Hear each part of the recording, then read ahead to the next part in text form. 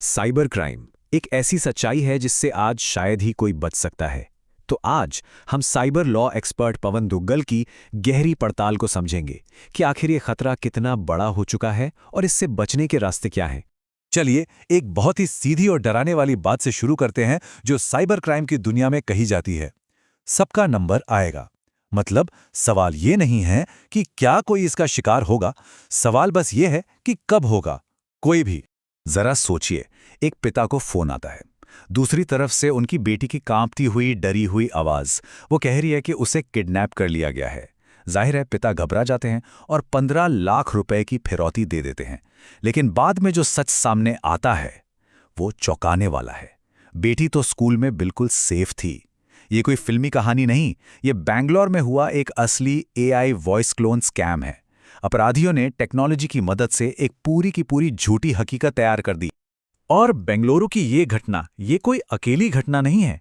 असल में एक्सपर्ट्स इसे साइबर क्राइम का गोल्डन एज या स्वर्ण युग कह रहे हैं। ऐसा इसलिए क्योंकि टेक्नोलॉजी ने, खासतौर पर एआई ने, अपराधियों के हाथ में ऐसे ऐसे हथियार थमा दिए हैं जिनके बारे में पहले सोचा भी नहीं जा सकता था। ये एक ऐसा दौर है जहां हर कोई टारगेट पर है। एक्सपर्ट्स तो ये भी कहते हैं कि आज की दुनिया में सिर्फ दो तरह के लोग हैं। एक वो जो जानते हैं कि वो साइबर क्राइम के शिकार हो चुके हैं, और दूसरे वो जिन्हें बस अभी तक इस बात का पता नहीं चला है। मतलब बहुत मुमकिन है कि हम में से कईयों का डेटा कहीं ना कहीं किसी न किसी तरह से लीक हो चुका है। और ये सब कोई छोटे मोटे चोर उचक्कों का काम नहीं है। नहीं, ये एक पूरा का पूरा ऑर्गेनाइज्ड और बहुत ही प्रॉफिटेबल बिजनेस बन चुका है। आप अंदाजा लगाइए, सिर्फ 5-6 लोगों की एक छोटी सी टीम एआई का इस्तेमाल करके महीने का 30 से 35 करोड़ रुपए तक कमा सकती है। ये तो किसी बड़ी कॉर्पोरेट कंपनी की कमाई जितनी बात हो गई। तो सवाल उठता है कि ये अपराधी इतना सब कुछ इतनी आसानी से आखिर कर कैसे पा रहे हैं। जवाब यह है कि उनके हाथ एक बहुत बड़ा, एक तरह से कहें तो एक जिन लग गया है, और उसका नाम है आर्टिफिशियल इंटेलिजेंस। एआई आज सिर्फ एक टेक्नोलॉजी नहीं रह गई है, ये क्रिमिनल्स का सबसे एडवांस्ड और खतरनाक हथियार बन चुकी है। और एक बात साफ समझनी होगी कि ये हमले हमेशा सिर्फ पैसों के लिए नहीं होते। ये बहुत ही पर्सनल और किसी की जिंदगी तबाह करने वाले भी हो सकते हैं। एक कॉलेज में एक छोटी सी बहस हुई और उसके बाद कुछ लड़कों ने एआई का इस्तेमाल करके अपनी ही एक क्लासमेट का मॉर्फ्ड यानी नकली पोर्नोग्राफिक वीडियो बना दिया और उसे सर्कुलेट कर दिया। उस लड़की की जिंदगी रातों रात बर्बाद हो गई। तो ये दिखाता है कि इसका इस्तेमाल अब बदला लेने, डराने धमकाने के लिए भी खूब हो रहा है। इसी टेक्नोलॉजी को कहते हैं डीप फेक। पहले ये सब हम हॉलीवुड फिल्मों में देखते थे, या फिर जब रश्मिका मंदाना या कटरीना कैफ जैसी सेलिब्रिटीज के साथ हुआ तब सुना। लेकिन अब बात बदल चुकी है। इंटरनेट पर ऐसे ऐसे फ्री टूल्स आ गए हैं कि कोई भी, लिटरली कोई भी, किसी का भी डीप फेक बना सकता है। और यही बात इस खतरे को हर आम इंसान के दरवाजे तक ले आई है। लेकिन इन क्रिमिनल्स को ये सारे हमले करने के लिए जो फ्यूल चाहिए, जो कच्चा माल चाहिए, वो आता कहाँ से है?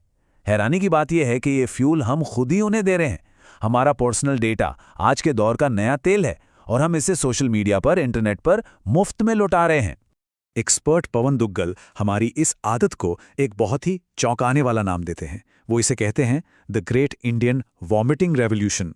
मतलब जैसे कोई बिना सोचे समझे सब कुछ उगल देता है, ठीक वैसे ही हम अपनी personal life, professional life, social life, हर चीज़, हर छोटी बड़ी जानकारी ऑनलाइन उगल रहे हैं, ये सोचे बिना कि इसका नतीजा कितना भयानक हो सकता है। तो सवाल यह है कि ये सारा डेटा आखिर जाता कहाँ है? इसको समझने के लिए हमें इंटरनेट की बनावट को देखना होगा। इसकी 3 परतें हैं।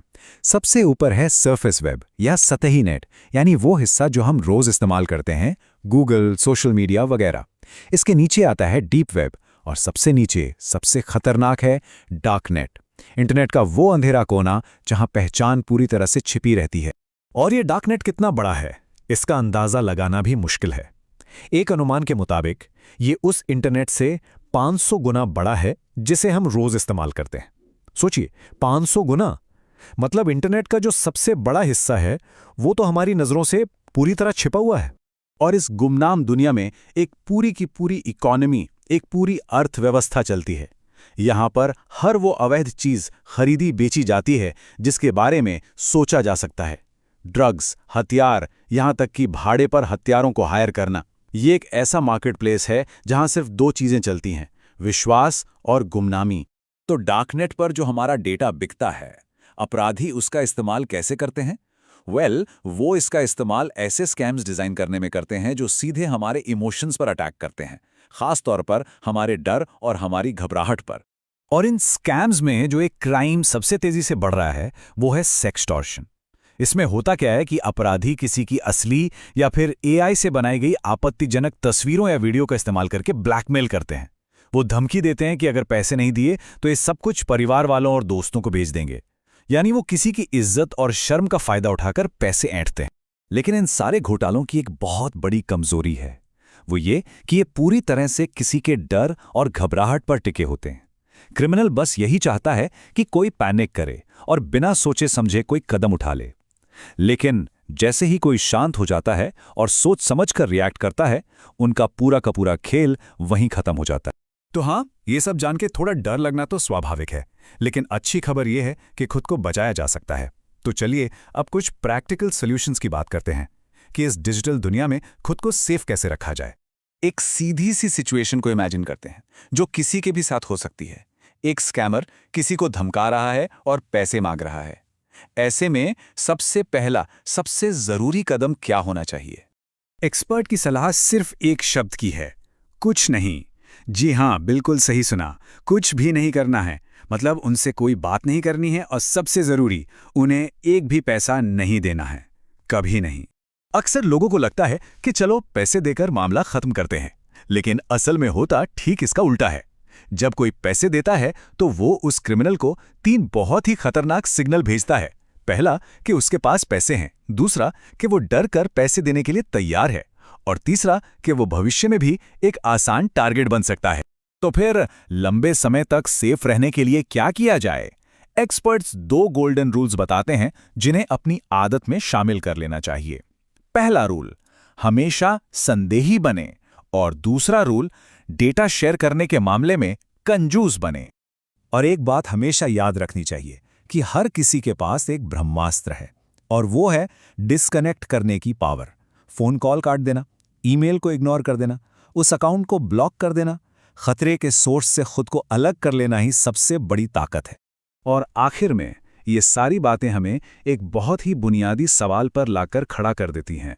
एक ऐसी दुनिया में जहां कुछ भी नकली बनाया जा सकता है, किसी की आवाज, कोई वीडियो, कोई तस्वीर, ऐसे में इंसान भरोसा करेगा तो किस पर?